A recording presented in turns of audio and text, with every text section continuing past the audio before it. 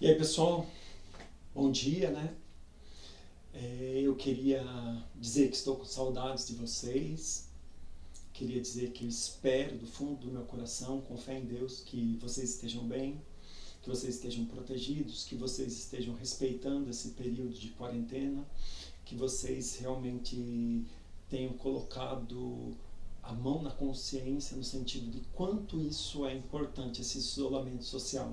Que vocês, quem tiver essa oportunidade de poder estar com seus idosos, cuidar deles, dizer o quanto eles são importantes. Por quê? Porque é necessário, faz parte da vida. Às vezes acontecem algumas questões, muitas vezes estão extremamente alheias à nossa vontade, mas a gente precisa se adequar. Em outros momentos, a sociedade já viveu, a humanidade já viveu situações, ela precisou se adequar e nós estamos aqui. E nós precisamos seguir as recomendações necessárias, nós precisamos entender que é preciso que estejamos recolhidos e logo isso passa e nós vamos poder estar juntos. E aí, quem sabe a gente pode dizer para o outro quanto ele é importante na nossa vida, o quanto essa questão de estarmos isolados fez com que a gente repensasse o nosso papel e o papel do outro. Mas vamos lá no segundo ensino médio, porque as coisas precisam avançar e avançam. E nós vamos precisar que você tenha um domínio de mundo. Nós vamos precisar que você recorra àquele velho amigo lá, aquele amigo mapa. Por quê? Porque na verdade nós vamos falar hoje sobre a dinâmica populacional e a rede urbana. Pois é, a primeira coisa que nós precisamos lembrar para falar dessas coisas, nós precisamos lembrar do nosso querido amigo mapa. Pois é, da nossa América, da nossa Europa, da nossa África, da nossa Rússia e da nossa Oceania. Claro, professor, você não vai falar do Ártico? Sim, Oceano Glacial Ártico. Também da questão da Antártida, mas levando em consideração que a gente vai falar aí um processo de dinâmica populacional, a gente vai ficar simplesmente nos continentes que são no americano, no africano, no europeu, no asiático e na Austrália. E aí, a gente quando fala de população, a gente precisa humanizar isso.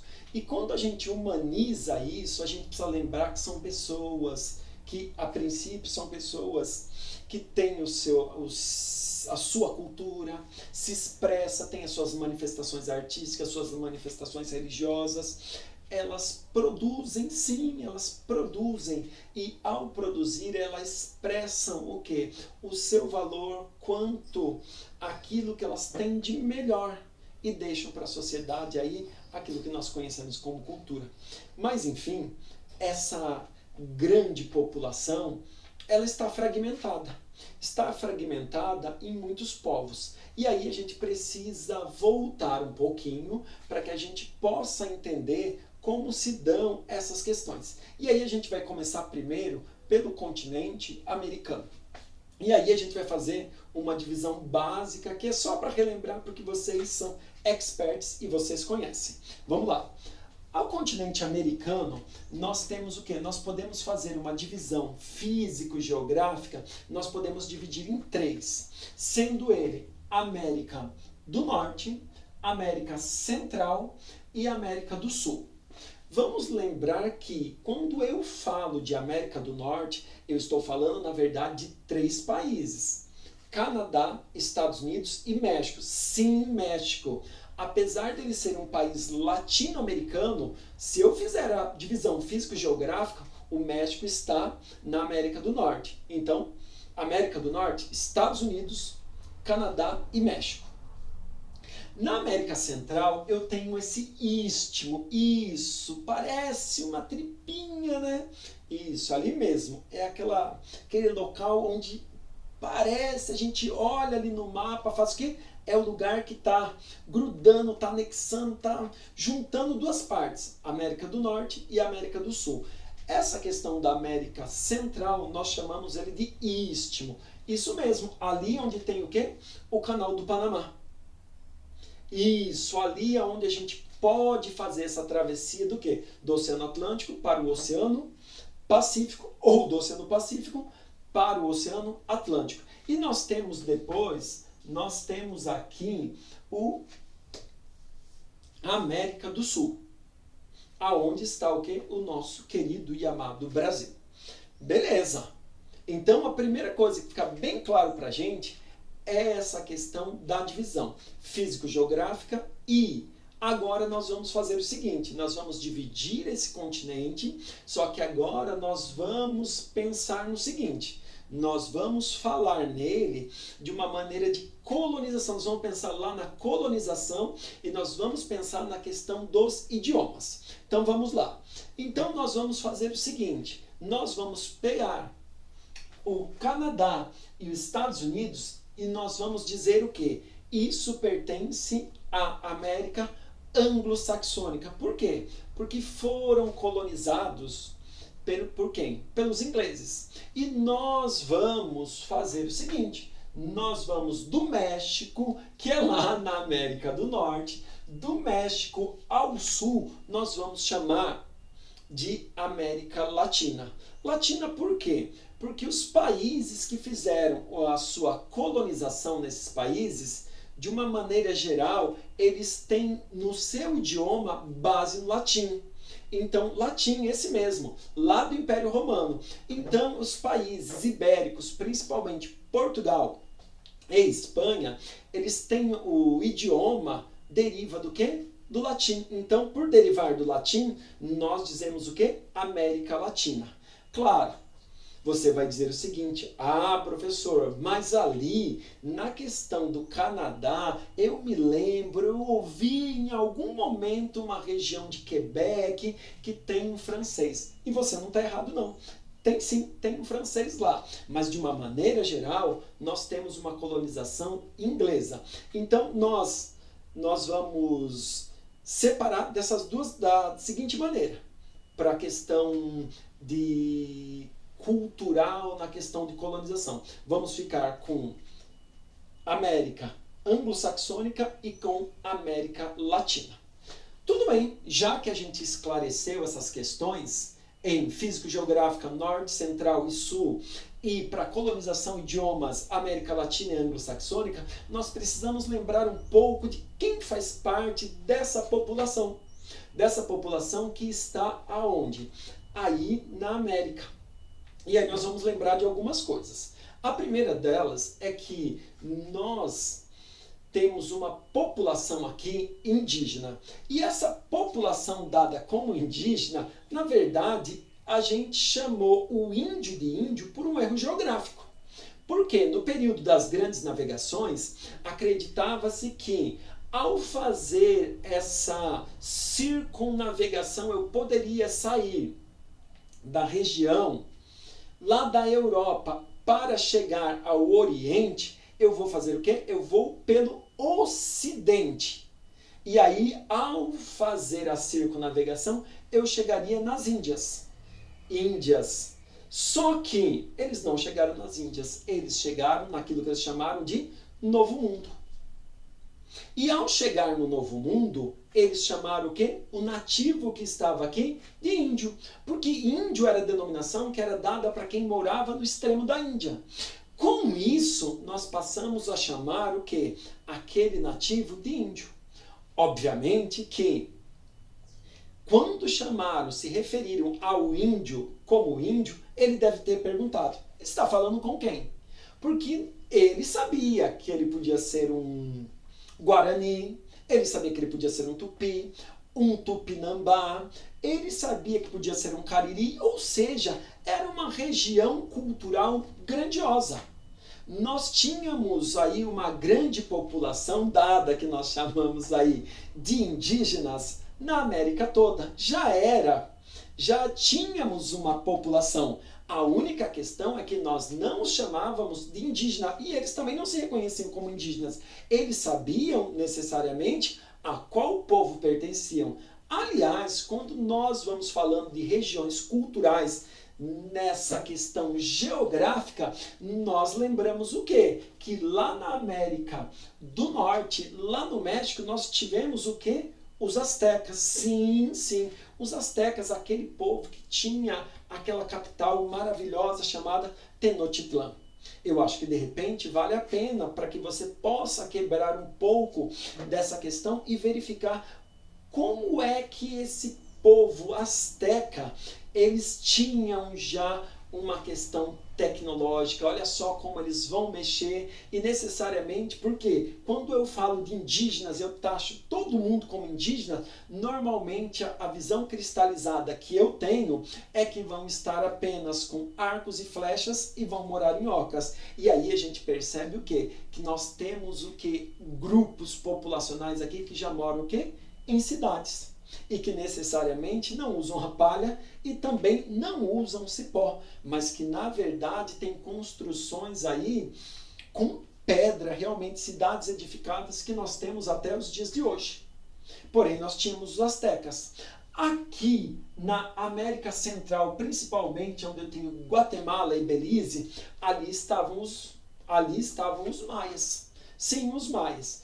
Diferente do astecas, que serão dominados pelos espanhóis e principalmente pela figura do Hernán Cortés, aqui na América Central, na região do Belize e Guatemala, onde estavam os maias não foram dominados. Na verdade, não tem por certo o que levou à extinção desse povo maia. Nós não sabemos se, na verdade, eles acabaram sofrendo, foi uma guerra interna, se foi, na verdade, um inimigo, se foi fenômenos naturais que fizeram com que esse povo saísse abandonado. Hoje, muitas vezes, encontramos o quê? As suas cidades ali, mas, como certo, nós não temos uma teoria que diz assim, e nós podemos afirmar com precisão. Foi esse o motivo, mas também é um grupo populacional que se destaca aí, principalmente quando a gente quebra aquela visão de necessariamente enquadrar todo mundo como índio. E aí nós caminhamos um pouco mais ao sul do continente, principalmente aqui na região da Cordilheira dos Andes, ali nós vamos encontrar um outro povo que é chamado de Inca, sim, sim. Os Incas, onde tem a capital deles ali, Cusco, né? Cusco, que significa umbigo do mundo, e nós temos a belíssima cidade ali, onde o pessoal viaja ao mundo e traz como sonho de consumo de conhecer um dia, que é a questão de Machu Picchu. Enfim, fora nós colocamos aí, então, um contingente populacional que necessariamente não moravam em aldeias, não usavam palhas e também não utilizavam cipós. Ou seja, se nós pensarmos que a esses três grandes povos aí, nós poderíamos somar o que? Toda a região cultural com os outros povos dados como indígenas, como nós conhecemos. Beleza? Por que isso é importante? Porque lá em 1500, principalmente para nós que somos brasileiros, a gente precisa lembrar a história do nosso descobrimento ou achamento. Vamos lá, como vocês queiram. E aí, quando a gente pensa nisso, a gente pensa na questão da formação desse povo. E para formar esse que eu chamo de brasileiro, eu preciso lembrar o quê? Do índio que já estava aqui. Claro, falando índio, mas que vocês aí entendam. Eles necessariamente se conheciam o quê?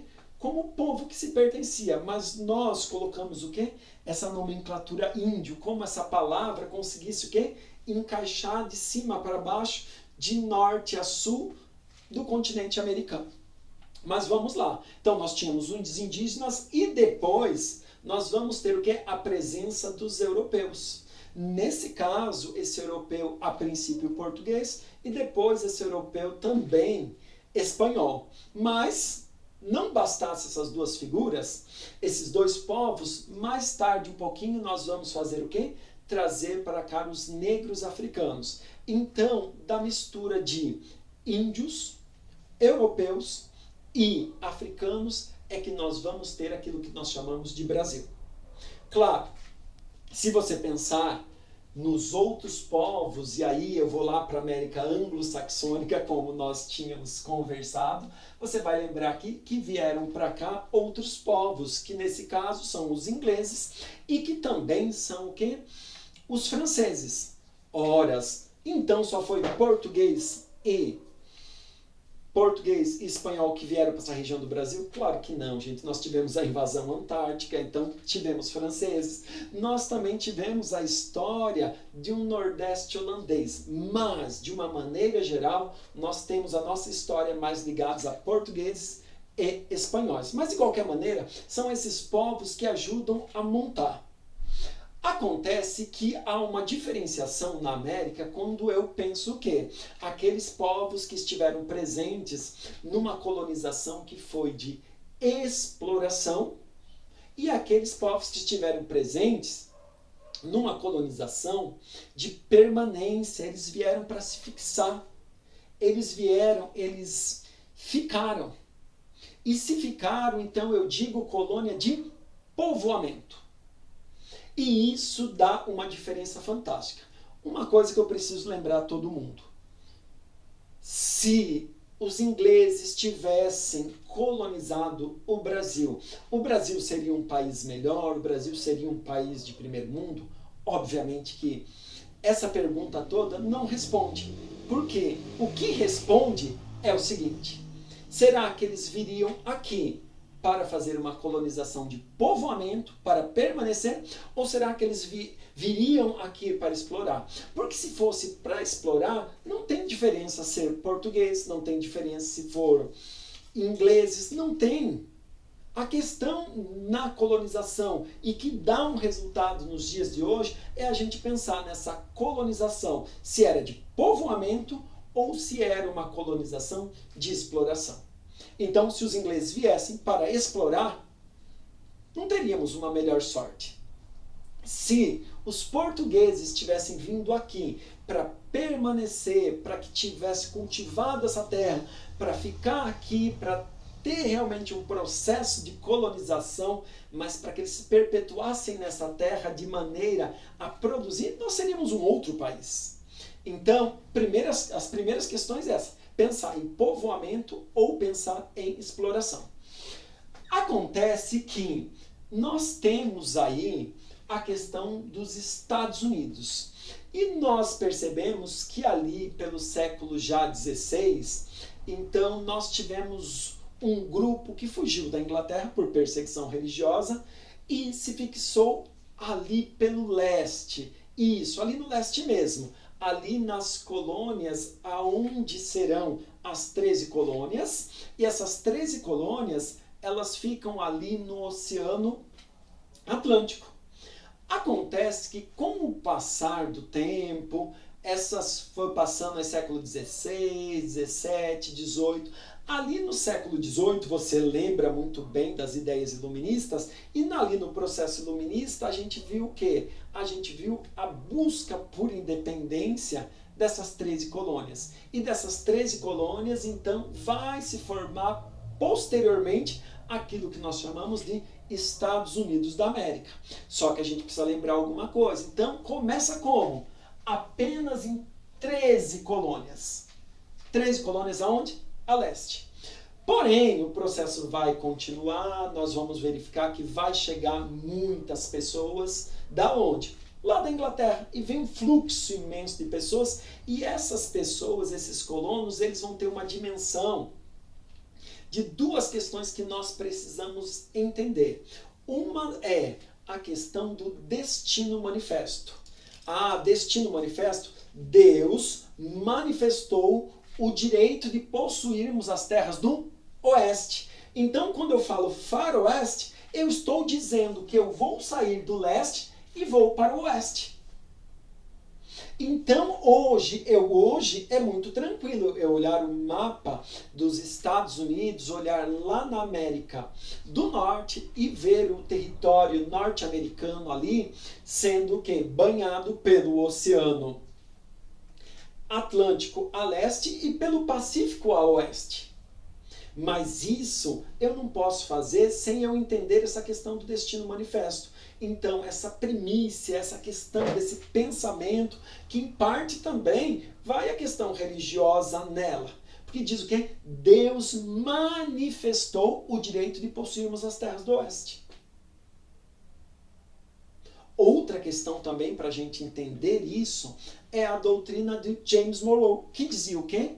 A América para os americanos. Depois que eles fizeram o processo de independência, tudo, lá na frente ele vai dizer assim, olha, é melhor que nenhum país europeu tenha acesso às questões políticas e econômicas da América. Nós vamos resolver isso através do nosso povo, através do nosso governo. Então essa doutrina falava o quê? A princípio, América para os americanos. Ou seja, então aos poucos os povos americanos precisariam estar o quê? Independente dos governos europeus. Claro, depois vocês vão perceber, né? Que de América para os americanos a gente vai transformar isso em América para os norte-americanos. Mas isso é para um outro momento. Quanto à América Latina, a gente tem a questão que é uma colonização de exploração. E como era uma colonização de exploração, então muito do que era nosso foi tirado aqui e levado para a Europa. Principalmente para aquelas questões mercantilistas, né? E as questões mercantilistas, elas visavam o quê? Tirar realmente aquilo que tem um valor econômico da colônia e levar para a metrópole. Dessa maneira. Então, não pensou num projeto em ficar aqui. Quando nós percebemos todo esse processo hoje, mesmo depois que os países latino-americanos pediram seu processo de independência, a gente percebe o quê? Que há uma defasagem econômica muito grande entre os países anglo-saxônicos e os países latino-americanos. Precisamos lembrar o seguinte, então os anglo-saxônicos eles tiveram uma colonização de povoamento, enquanto os latino-americanos tiveram uma colonização de exploração. Na parte latino-americana, eles trouxeram para a gente o quê? Uma religião católica. Por quê? Porque os povos ibéricos, ali em Portugal e Espanha, eles são povos, naturalmente, eles vão se propor à religião católica. Então, quando nós temos uma população grandiosa católica na América Latina, deve-se muito a esse traço de colonização. Enquanto a América anglo-saxônica, eles tiveram o quê? Um traço relacionado à religião protestante.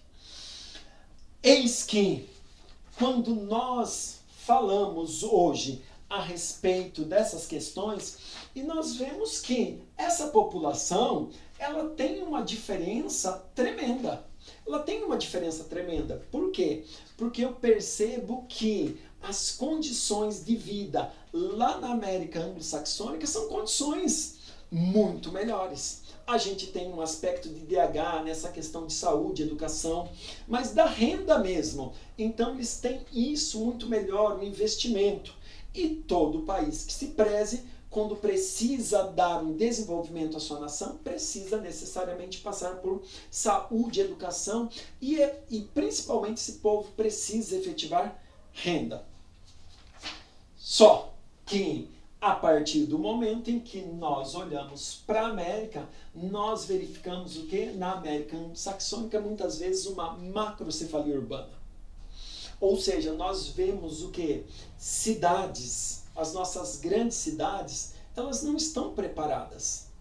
Diferentemente dos anglo-saxônicos que perceberam a questão da Revolução Industrial, passaram pela Revolução Industrial muito antes, aliás, só como nota, vamos lembrar. Lembram os países do G7? Sim, G7, grupo dos 7 mais ricos do mundo.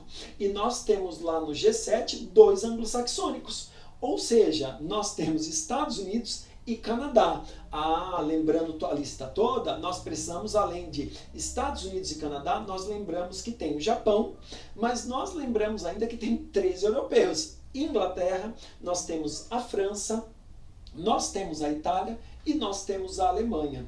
E isso fez com que essa questão industrial gerasse uma questão de riqueza, porque vocês lembram que brigou lá nos Estados Unidos a Guerra Civil, a Guerra da Secessão, então o Norte brigou com o Sul.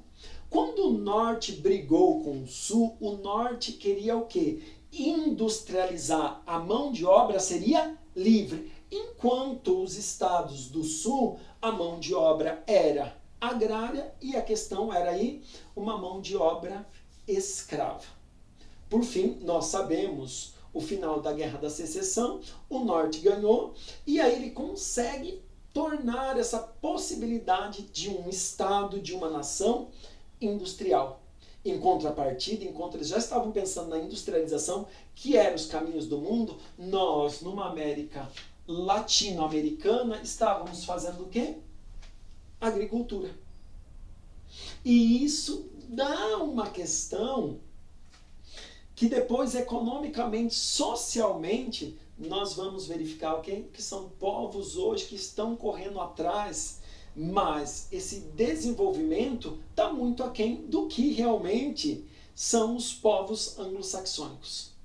Mas, como nós também, a partir do momento que esses países latino-americanos eles vão se desenvolver, nós precisamos entender que eles, aqui no Brasil, a partir do advento aí, e aí a gente já traz para a década de 60, 70, quando nós fazemos um peso maior esse êxodo rural, a gente traz as pessoas que estavam no campo para a cidade. Porém, a cidade não vai estar preparada. Se a cidade não vai estar preparada, cria aquilo que eu disse, a macrocefalia urbana. Então, pessoas morando em bairros extremamente pobres, não temos um governo que ofereça saúde, educação, moradia, saneamento básico, e aí a gente tem esse traço de periferia, esse traço de pobreza. Leve isso também em consideração as questões latino-americanas nos outros países. Agora, o que nós precisamos entender é que nós tínhamos na formação, nós tínhamos os povos dados, chamados de indígenas, depois nós tínhamos os povos europeus e nós tínhamos os povos aí africanos. E nessa questão, quando eu penso social, como é que essas cidades não preparadas ainda perpetuam uma pobreza e principalmente, né, essa população dada como filhos descendente dos africanos, descendente dos indígenas, ficam o quê? À margem da população. E isso traz para a gente dados que muitas vezes nos deixam tristes, né? Mas a gente, aos poucos, a gente precisa o quê? Trabalhar para mudar essa realidade. Isso é um pouquinho do que aconteceu com o quê? Com o nosso continente, quando nós pensamos o quê? Nas questões da dinâmica populacional. Até mais!